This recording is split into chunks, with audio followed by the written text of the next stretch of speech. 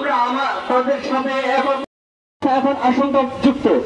আমরা এই নারকীয় হামলাটা আজ নিন্দনীয়, বিচারহীনতার সংস্কৃতি অবগত উপর কুপিয়ে আহত করা হয়েছে।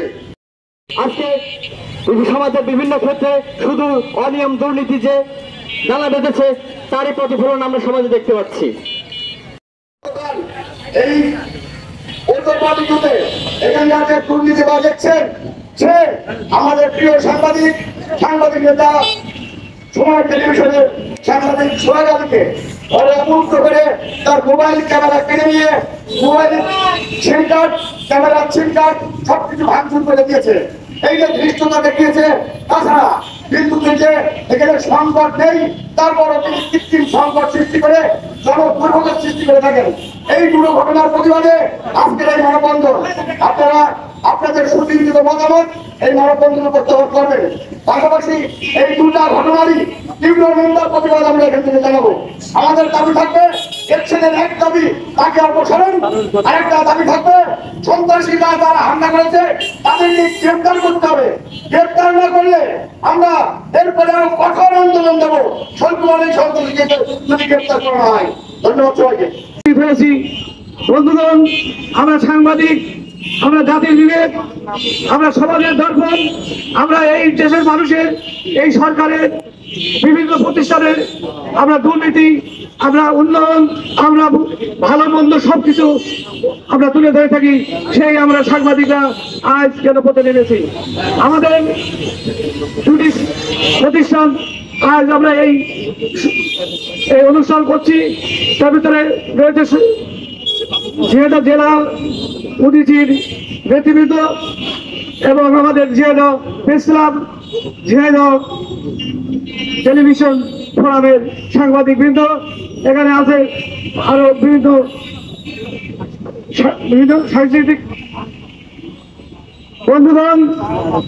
এই রাশেদুল ইসলাম চৌধুরী সে একজন মানসিক ভারসাম্যহীন মানুষ, এরকম একজন খেপাটে মানুষ, এমন একজন মানুষের হাতে ঝিনাইদহের এই বিদ্যুৎ বিভাগ এটা গুরুত্বপূর্ণ বিভাগ, এটা মোটেও নিরাপদ নয়।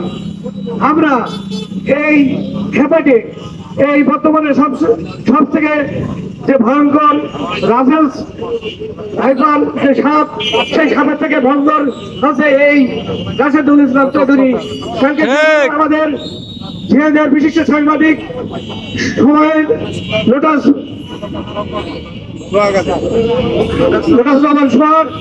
তার উপর যেভাবে উনি বাঘের মতো হামলে পড়েছিলেন, যার ভিডিও আপনারা দেখেছেন, সেটা সত্যি দুঃখজনক। একজন শিক্ষিত মানুষ, একজন ভদ্র মানুষ এ ধরনের আচরণ করতে পারে না। পাশাপাশি শৈল কুমার বিশিষ্ট সাংবাদিক ইউনিটের সভাপতি, উদীচীর সভাপতি অরণ্য আনোয়ারের উপরে সন্ত্রাসীরা চাইনিজ কুড়োল নিয়ে যেভাবে তার উপরে হামলা করে তাকে কুপিয়ে ক্ষত বিক্ষত করে আজ ঢাকার হাসপাতালে তাকে পাঠিয়েছে, সে মৃত্যুর সঙ্গে সংগ্রাম করছে। আমাদের কথা হচ্ছে যে আমরা সাংবাদিক, আমরা সঠিক তথ্য তুলে ধরবো। আমাদের উপরে যত মামলা হোক না কেন আমরা পিছু হবো না, আমরা এগিয়ে যাব। আমরা এই দুর্নীতিবাজ এই এক্সেন রাশেদুল ইসলাম চৌধুরীর আমরা অপসারণ নয়, আমরা তার ডিপার্টমেন্টাল তার তদন্তপূর্বক তার বিচার দাবি করছি। সাংবাদিক বন্ধুগণ, আমরা এই প্রোগ্রাম শুধু এই পর্যন্ত নয়, আমরা এই প্রোগ্রাম অব্যাহত রাখবো যতক্ষণ এই রাশেদুলকে এখান থেকে অপসারণ না করা হয়। ধন্যবাদ সবাইকে। নির্বাহী প্রকৌশলী রাশেদুল ইসলাম চৌধুরী যে ঘটনাটি ঘটিয়েছেন তা আমাদেরকে বিস্মিত করেছে। আমি মনে করি অজি পাটিকর উদ্বোধন কর্তৃপক্ষ দৃষ্টি আকর্ষণ করে বলতে চাই, এমন একজন খেপা পথ মেজাজি একজন বেয়াদব নির্বাহী প্রকৌশলীকে জেলা থেকে 24 ঘন্টার মধ্যে অপসারণ করতে হবে। আমরা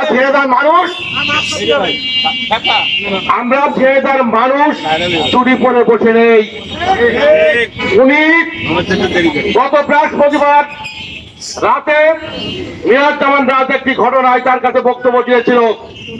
এই বক্তব্য চলার পরপরই তিনি মিরাজ-জামান রাজকে তো বিভিন্নভাবে বাজে কথা বলেছেন, পাশাপাশি উনি অনেক সাংবাদিক নাকি চেনেন, অনেক সিনিয়র সাংবাদিক তার দেখা আছে, এই ধরনের মন্তব্য করে তাৎক্ষণিকভাবে তার বাসার লাইন বিচ্ছিন্ন করে দিয়েছে। এই ঘটনার পর অনেক সাংবাদিক, জেলা প্রেস ক্লাবের সভাপতি সহ আমি এবং অনেক সিনিয়র সাংবাদিক তার কাছে অনুরোধ করেছি, ভাই আপনি কাজটা ঠিক করেননি। যদি মিরাজ জামান রাগ করো আপনার কোনো ঘটনা ঘটিয়ে থাকে তবে সেটা নানানভাবে করা যায়। আমি এই জায়গা থেকে একটি কথাই বলতে চাই, আজকে আমরা যারা দাঁড়িয়ে রয়েছি শুধু বক্তব্য বিবৃতি নয়, বাস্তবভাবে তার অপসারণ হওয়া পর্যন্ত আমরা লড়াই সংগ্রামের এই চেঁচামেচির পাশাপাশি কার্যকর ভূমিকা রেখে যাব। দাঁড়াতে চায় না, কিন্তু বাধ্য হয়ে আজ রাজপথে এসেছি। রাজপথে আসার কারণ ইতিমধ্যে আপনারা জেনেছেন। আমরা চাই, আমরা তথ্য চাই, তথ্য দিবেন, আমরা সেই তথ্য প্রকাশ করি সংবাদপত্রের মাধ্যমে। ভালো মন্দ মিলাই আমাদের সংবাদ প্রকাশ করতে হয়।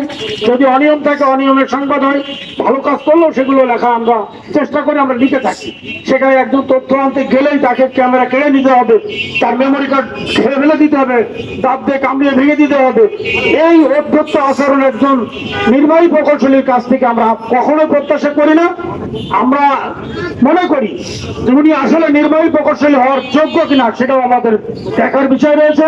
আমি অবিলম্বে এই জেলা থেকে তার প্রত্যাহারের দাবি জানিয়ে আগামীতে আরো কর্মসূচিতে সকল সাংবাদিকের অংশগ্রহণ প্রত্যাশা করে শেষ করছি। ধন্যবাদ সবাইকে। আজকে আমরা কি জন্য এখানে উপস্থিত হয়েছি ইতিমধ্যে আমরা সবাই অবগত হয়েছি। আমি আপনাদের একটি বিষয়ে আলোকপাত করব। সারা দেশব্যাপী দুর্নীতিবাজদের মূর্তমান আতঙ্ক হচ্ছে এখন সাংবাদিক। আমলারা যেভাবে দুর্নীতি করে দেশটাকে, দেশের কোটি কোটি টাকা পাচার করে বিদেশে পাঠিয়ে নিজেদের আলিশান গাড়ি বাড়ি জীবন মানের উন্নয়ন ঘটাচ্ছে, সেইখানে সাংবাদিকরা কোনো তথ্য নিতে গেলে প্রতিনিয়ত হামলা মামলা শিকার হচ্ছে।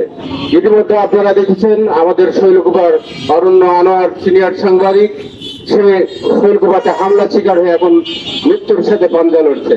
আপনারা দেখেছেন ঝিনাইদহে বিদ্যুৎ লোডশেডিং এর নামে যে একটা রাজনৈতিক এজেন্ডার বাস্তবায়ন চালিয়ে যাচ্ছে এই ঝিনাইদহ নগরপালিকার নির্বাহী প্রকৌশলী, তার কাছ থেকে ঝিনাইদহ সাংবাদিক যে যখনই তথ্য আনতে গেছে তখনই অসৌজন্যমূলক আচরণ পেয়েছে, লাঞ্ছিত হচ্ছে সংগ্রামী ভাইয়েরা।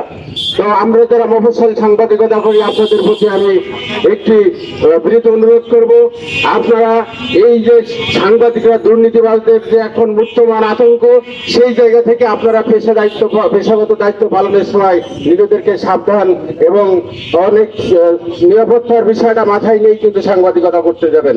প্রতিনিয়ত এই দুর্নীতিবাজ লুটেরারা যারা দেশকে ধ্বংসের দিকে নিয়ে যেতে চায় তারা কিন্তু সাংবাদিকদের উপরে হত্যা, সাংবাদিকের উপর হামলার জন্য প্রতিনিয়ত প্রস্তুত হয়ে আছে, আপনারা ইতিমধ্যে বুঝতে পেরেছেন। তা আমি আপনাদের পেশাগত দায়িত্ব পালনের ক্ষেত্রে সর্বোচ্চ সচেতনতা অবলম্বন এবং সাংবাদিক একে অপরের সাথে প্রতিপক্ষ না হয়ে ভাই হয়ে কাঁধ মিলিয়ে যাতে আমরা এই সুষ্ঠু নিরপেক্ষ নিষ্পক্ষ সংবাদ প্রকাশ ঐক্যবদ্ধভাবে এই সংগ্রামে বাংলাদেশকে এগিয়ে নিতে পারি, সেই জন্য সবাইকে সশ্রদ্ধ সালাম অভিনন্দন জানিয়ে আমার বক্তব্য শেষ করছি। সবাই ভালো থাকবেন। জয় বাংলা। আমরা এখানে হাজির হয়েছি। আপনারা জানেন যে আমাদের দুইজন মাঠে ময়দানে কাজ করা দুজন সাংবাদিক, একজনকে কুপিয়ে তাকে ঢাকায় রিফার করা হয়েছে, আরেকজন এই শ্রেণী মানুষের দুঃখ কষ্ট তুলে ধরার জন্য এই ঘন ঘন বিদ্যুতের লোডশেডিং নিউজ কভারেজ করার জন্য যখন ওই বিদ্যুৎ বিভাগ অফিসে গিয়েছিলেন তখন তাকে ঘরের মধ্যে অবরুদ্ধ করে তার মোবাইল ফোন, তার ক্যামেরার সিম কার্ড সহ মেমোরি কার্ড সহ তাকে আটকে রাখা হয়েছিল। তখন আমরা সাংবাদিক সমাজ জানতে পেরে তাকে উদ্ধার করার জন্য তৎক্ষণাৎ ঘটনাস্থলে যাই। আমরা সাংবাদিক, আমরা সবাই ঐক্যবদ্ধ আছি। আমাদের একটাই দাবি, ওই ঘুষখোর, ওই অসৎ অবলম্বনকারী, ওই আলহাজ রাশিদুল ইসলাম, ইতিমধ্যে আপনি জানেন যে উনি ওই ভণ্ডর আড়ালে এই জেলা থেকে কোটি কোটি টাকা উপার্জন করে তার নামে, তার স্ত্রীর নামে, তার সন্তানদের নামে বেনামে তিনি ঢাকায় অনেক সম্পদ গড়ে তুলেছে আমরা জানতে পেরেছি। আমরা সাংবাদিক সমাজ আমরা চাই এই জেলার মানুষ শান্তিতে থাকুক, যখন কোনো মানুষ অসহায় হয়ে পড়ে তখন এই সাংবাদিকদের কাছে আসে। আমরা সমাজের দুঃখ দুর্দশা, আমরা মানুষের অনিয়ম দুর্নীতির চিত্র, মানুষের সুখে দুঃখের কথা কিন্তু আমরা গণমাধ্যমে তুলে ধরি। এই যখন সেটা মানুষের কষ্টের কথা চিন্তা করে যখন আমাদের সংবাদকর্মী সময় টিভিতে প্রতিবেদন করতে চাই তখন তাকে আটকিয়ে ধরে, আপনারা দেখেছেন ইতিমধ্যে সেটা ভাইরাল সৃষ্টি হয়েছে সারা দেশে, সারা মিডিয়ায় কিন্তু সেই ভিডিও ব্যাপক হারে ভাইরাল সৃষ্টি হয়েছে। আর ওই ঘুষখোর ওই রাশিদুল ইসলাম, বাংলা ভাইয়ের প্রেতাত্মা ওই রাশিদুল ইসলাম ইতিমধ্যে তিনি ঘটনাটি ধামাচাপা দেওয়ার জন্য বিভিন্ন মনে তদবির করে যাচ্ছেন, কারণ তিনি মনে প্রাণে তার অগাধ বিশ্বাস, অগাধ ভয়, কারণ তিনি একজন অসুখ ব্যক্তি। তাই আমি টেলিভিশন সাংবাদিক ফোরামের পক্ষ থেকে, জেলা প্রেস ক্লাবের পক্ষ থেকে তদন্তপূর্বক এবং দুদকের কাছে আহ্বান জানাবো, তার সম্পত্তি অবৈধ সম্পদ অর্জন করেছেন সেটিকে ফেলগালা করা হোক এবং তিনি তার স্ত্রী তার সন্তানদের নামে ঢাকায় নামে তার গ্রামের বাড়িতে অবৈধ সম্পদ গড়ে তুলেছেন সেগুলো ফেলগালা করে জনমুখ সম্মুখে প্রচার করা হোক। এবং আমি এই ঘটনার তীব্র নিন্দা জানিয়ে আমি আমার সংক্ষিপ্ত বক্তব্য শেষ করি। আলমগীর আলমের উপরে ঐতিহাসিক হামলা হয়েছে, সে এখন ঢাকা মেডিকেল কলেজের আইসিইউতে ভর্তি আছে। আপনারা আরো অবগত হয়েছেন গতকাল একটি নিন্দনীয় ঘটনা ঘটেছে। বাংলাদেশের একজন সরকারি কর্মকর্তা হয়ে যা বাংলাদেশের জনগণের ট্যাক্সের টাকায় নিজেদের বেতন নেয়, তিনি একজন সাংবাদিককে লাঞ্ছিত করেছেন, তার ক্যামেরা ভেঙে দিয়েছেন। আমাদের সোহাগ ভাইয়ের সাথে এই ঘটনা ঘটেছে। আমরা এখানে দাঁড়িয়ে এই সমস্ত নিন্দনীয় ঘটনা তীব্র নিন্দা জানাই। সেই সাথে সাথে আমরা এখানে দাঁড়িয়ে দাবি করতে চাই, যারা আলমগীর আলমের উপরে হামলা করেছে, যারা সোহাগ ভাইয়ের ক্যামেরা ভেঙে দিয়েছে, তাদেরকে অবিলম্বে গ্রেপ্তার করতে হবে, চাকরিচ্যুত করতে হবে, অবিলম্বে তাদের এখান থেকে প্রত্যাহার করতে হবে। আজকে দেশের সমস্ত অফিস আদালতের যে সমস্ত কর্মকর্তারা আছে তারা অত্যন্তের সীমা ছাড়িয়ে গেছে। আপনারা দেখেছেন ঢাকায় বাংলাদেশ ব্যাংকের সাংবাদিকদের প্রবেশ নিষিদ্ধ করেছে। বিভিন্ন সময়ে সাংবাদিকদের সম্পর্কে বিভিন্ন বাজে কথা বলা হচ্ছে বিভিন্ন সময়ে। আর মনে হচ্ছে যারা সরকারি কর্মকর্তা আছেন তারা তুলে ধরা তুলসী পাতা। আমরা এখানে দাঁড়িয়ে বলতে চাই যে সমস্ত অসৎ কর্মকর্তা আছেন যাদের অত্যন্ত সীমাহীন হয়ে গেছে, যারা বাংলাদেশের বা যে কোনো রাষ্ট্রের চতুর্থ স্তম্ভ সাংবাদিক সমাজের উপরে আঘাত করতে পারে, তাদেরকে কোনো সাংবাদিক যত সহ্য না করে। আজকে আমি এখানে আহ্বান জানাই, যারা ছিলেন সমস্ত সাংবাদিক আছেন, আসুন, আমাদের ভিতরে বিভেদ থাকতে পারে, বিভিন্ন কারণে মতভেদ থাকতে পারে, কিন্তু সাংবাদিক সমাজের বস্তে, আমাদের দেশের বস্তে আমরা সবাই একতাবদ্ধ। আমরা লড়বো, আমরা যারা রাজনৈতিক কর্মী আছি, যারা সাংস্কৃতিক কর্মী আছি, যারা সাংবাদিক ভাই আছি, সবাই একসাথে লড়াই করবো, সংগ্রাম করবো শুধু সুন্দর একটি বাংলাদেশের জন্য, সাংস্কৃতিক কর্মীদের জন্য একটি বান্ধব পরিবেশের জন্য, সাংবাদিকদের জন্য একটি সুন্দর পরিবেশের জন্য। আমরা সেই বাংলাদেশকে কামনা করে এবং অবিলম্বে আলমগীরের উপরে হামলাকারীদের গ্রেপ্তার এবং সোহাগ ভাইয়ের ক্যামেরা ভাঙচুর ও লাঞ্ছনাকারী ওই কর্মকর্তার বদলি চেয়ে আজকে আমার বক্তব্য এখানে শেষ করছি। কেন্দ্রীয় নির্বাহী কমিটির সদস্য, সাধারণ সম্পাদক, বিশিষ্ট লেখক সহযোদ্ধা আলমগীর হোসেন আলমের উপর যে নৃশংস হত্যাকাণ্ডের চেষ্টা করা হয়েছে, তারই প্রতিবাদে আজকের এই মানববন্ধন অনুষ্ঠানে বিভিন্ন পর্যায়ে সামাজিক এবং সাংস্কৃতিক সংগঠনের এবং পেশাজীবী সংগঠনের প্রতিনিধিবৃন্দ আপনাদের কাছে জানতে চাই, সারা বাংলাদেশে আজকে শিল্প সংস্কৃতির যে চর্চার যে ধারা চলে আসছে এবং শিল্প সংস্কৃতি চর্চার মধ্যে দিয়ে আমরা যে বাংলাদেশের বিভিন্ন মানবিক এবং এই ভূখণ্ড রক্ষার জন্য আমরা বারবার কিন্তু এই মানববন্ধনে যুক্ত হই, কিন্তু পরবর্তীতে আমরা দেখতে পাই যে আজকে যারা প্রকৃত অর্থে সাংবাদিকতা করে যাচ্ছে তারাও বিভিন্ন জায়গায় নির্যাতিত হচ্ছে। আজকে নির্যাতিত হচ্ছে সাংস্কৃতিক কর্মীরা, আজকে নির্যাতিত হচ্ছে মানবাধিকার কর্মীরা। আজকে যদি আমরা সম্মিলিতভাবে সাংস্কৃতিক কর্মী এবং পেশাজীবী সংগঠন সহ সাংবাদিক, বুদ্ধিজীবী, পরামর্শ যদি এক কথা এসে না দাঁড়ায় তাহলে নষ্টদের কখনো হয়তো আগামী দিন চলে যাবে।